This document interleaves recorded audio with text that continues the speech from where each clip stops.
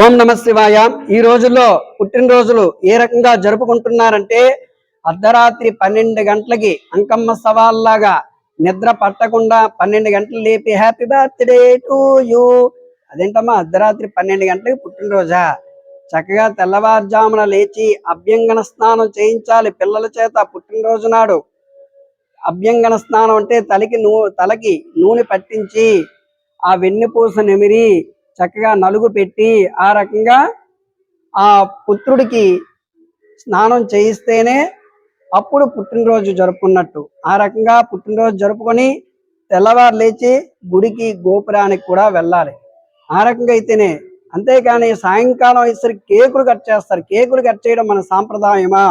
మన హిందూ సాంప్రదాయంలో అక్కడ కేకులు కట్ చేసే ఇది లేదు.